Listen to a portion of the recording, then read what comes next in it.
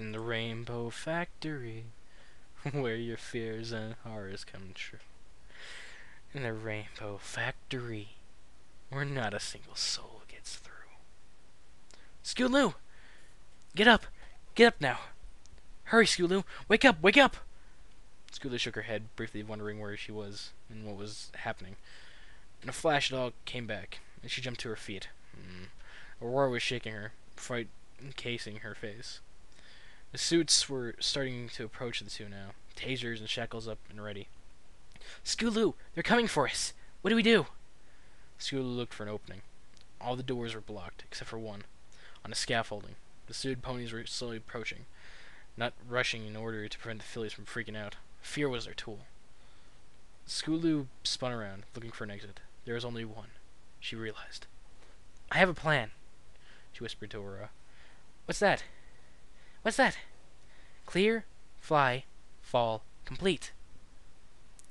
Aurora nodded, understanding.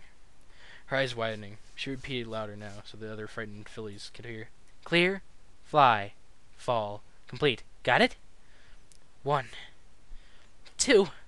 Aurora squeaked as she backed into Scootaloo. The suits were mere feet away now. 3. A collective shout reverberated around the room, and every filly that could actually fly took off. The suited ponies gasped and fell back, unsure of where to go. There was too much confusion. A few of the faster-thinking ones took off as well, tasers at the ready, aiming at the closest Pegasus they could take.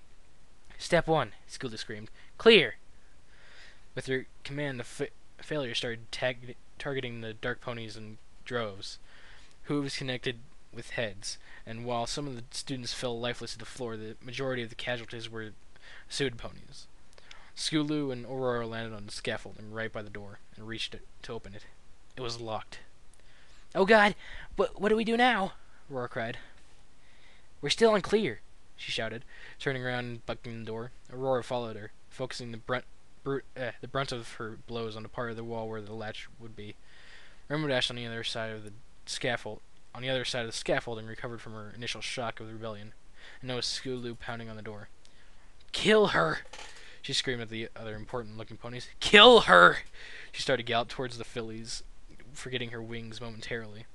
Scootaloo closed her eyes, pounding harder and harder on the door. It started to creak and splinter. Any second now, she thought, Rainbow Dash will get here. It's over. I'm doomed. She would have cried, but there were no more tears left. But nothing came. The door started to split from its frame now, leaning inward. It wouldn't be long until it was open. She opened her clenched eyes, peeking up at the scaffolding. All the remaining ponies were there, pressing together, holding the enraged blue Pegasus and her cronies back. They wouldn't last long, however. Even as Scootaloo watched, twitching and yelping ponies were falling to the floor below, some even landing in a great maw of the Spectrum machine. The pink pony from Levitating Acres was there, and she turned to Scootaloo and Aurora, just as the door blew back into the hall behind. Fly! The pink pony demanded with pain in her voice. She opened her mouth to speak again, but was cut short as the pile of Pegasi blew apart, with Rainbow Dash standing enraged in the opening. She was on her two back hooves, her front two rolling in the air, a small gash down her side leaking red, and her multicolored mane was torn in a patch. An unearthly howl passed her lips, and her rose eyes were drained of any sanity that was left. Come on, Aurora! Scootaloo pleaded as she spun around. We've got to fly. If we're going to live. I can't! This is too much. I haven't healed. Aurora looked at Scootaloo with wide open eyes. You go, Scootaloo. Tell everyone what happened here. Let me know. Let them know. She glanced back at the wall of students, almost bare now, as Rainbow Dash bloodless tore them to pieces. Her blue coat was now glistening crimson, almost dripping as she ignored the need for live ponies. There would be more. Cloudsdale could take a small shortage of rainbows. In another few months there would be more classes, more failures, but for now, all she knew is that Scootaloo had to die, violently if possible. Decades of working for the Rainbow Factory had fractured her. She was the only one allowed out in public, and keeping the horrible secret with her since childhood had only led to psychological problems that no amount of therapy would cure. Scootaloo was her last link on sanity, and her failure had deleted that. There was no logic in her mind anymore, no care, no capacity for compassion, only hate, pure, concentrated, and evil hatred filled with the gap her love for Scootaloo had once occupied. Rainbow Dash was no more. Only this monster remained. I hardly knew you, Aurora, Scootaloo cooed softly in yellow plexus below her. I'm sorry I never knew you until this. I'm sorry we had to meet like this, and I'm sorry we had to part like this. She sniffed. She had found more tears.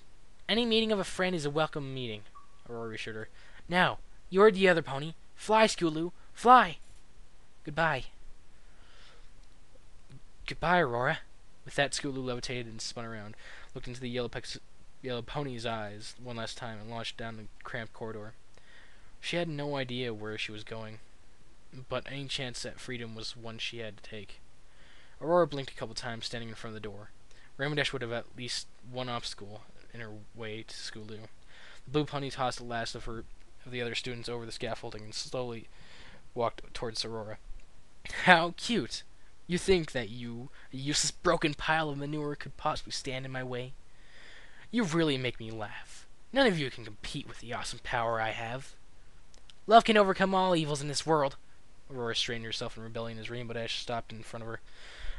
Aurora stayed in front of Dash, barring her entry down the corridor beyond. Well then, bitch.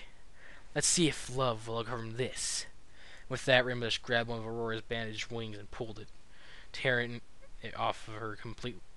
Aurora collapsed on her knees, grinding her teeth in horrible pain, but she didn't scream. She wouldn't give in to Rainbow Dash. Rainbow grabbed her other wing and dragged her kicking and moaning down the center of the scaffolding. She lifted Aurora up by the wing, laughing quietly to herself as the look of intense agony appeared on Aurora's face. Rainbow Dash took to the air, bringing the squirming yellow and green pony with her, over the top of the machine. With a squeak of evil laughter, she jerked at the wing and her hoof. It, too, disconnected from the now convulsing Pegasus, and Aurora fell. She landed head first.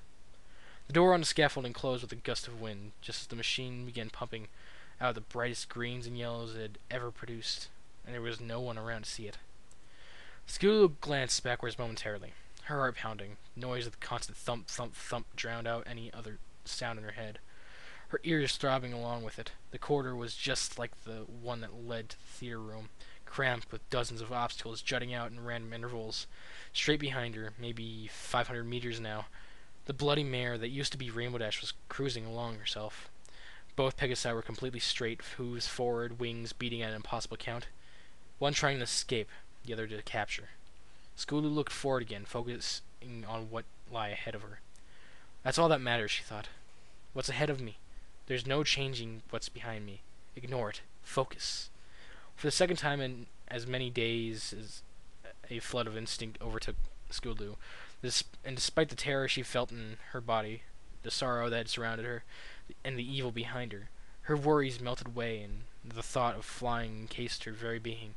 Down under wires and pipes she ducked up and around various workers whose complaints and shouts were ignored, only to be repeated momentarily as the raging pony behind collided with them. Her body doing the flying, Scootaloo's thoughts turned to escape opportunities. She whipped around sharp corners at impossible speed, zipped up and down countless sets of stairs, trying to shake her murderous tail, but to no avail. She contemplated every nook and cranny she passed, briefly considering hiding. She stuck that idea down, and as insane as Rainbow Dash may be, she was still too smart to overlook any possible spot Scootaloo may be. But there, ahead of her, Scootaloo thought she found a solution. A garbage vent of some kind, sticking out from the wall, down to the floor below. Momentarily she gave thought of where it may lead, whether out of the factory or into some incinerator, she couldn't tell, but it was probably worth the risk. She snuck one last glance behind her, to make sure the unstable mare was far away enough. Rainbow Dash was paying no attention to any hazard as she sought her prey, tearing through electrical wires and ricocheting off heated pipes, going through any obstacle rather than around to save time. But the collisions had slowed her down enough to give Scootaloo a chance. She slammed to a sudden halt over the open vent, hoping for her life. Fall, she muttered, closing her eyes and her wings resisting the urge to start flapping immediately. She counted silently to herself as shadows rushed past her closed eyes, hoping for the best of where this vent led. 1, 2, 3. She opened her eyes and her wings and looked up, hovering. Rainbow Dash was up above, looking down at the vent. Her eyes were buggy and twitched. Her hooves pounded at the edge of the vent. She was too large to follow, the filly having barely made it in herself, but then the anger in her face vanished, only to be replaced by a malicious grin. She started laughing again. The cackle echoed down the vent and reverberated in Scooter's mind. "You moron! You never did have a good sense of direction," she teased, laughing again. Scooter finally looked down, getting her bearings. "Oh no!" she squealed. She was in the theater room again, only by now it was full of suited ponies circling her. Their masked faces seemed to be grinning at least at her as Rainbow Dash shouted orders down the vent. "Don't let her die! I must do it. Subdue her. Catch her." She whinnied in glorious victory as the suits shocked Skulu with a taser, and as her limp body began to fall from the air, caught her and brought her to the floor. Skulu blacked out momentarily as the electricity passed through her, but she came to lying on the cold cloud floor, metal shackles preventing her from moving. She struggled to get free. She could hardly shake. The chains lifted her slightly, bringing her small body eye to eye with the Pegasus in front of her. The pony was a deep blood red, glistening in the artificial light of the factory. Her mane had small spots of glorious colors of the rainbow. Was mostly the same red color as her coat of fur. Chunks of skin were missing from small spots, and her hair was ripped in some places, bald patches of skin in others, and the only clue Skulu had as to who this used to be were the rose irises focused on her. "Any final words, you miserable, worthless whore of a foal?" Skulu brought her chin high, still demanding even the tiniest fraction of dignity. "You have beautiful eyes," she cooed, soft yet clearly.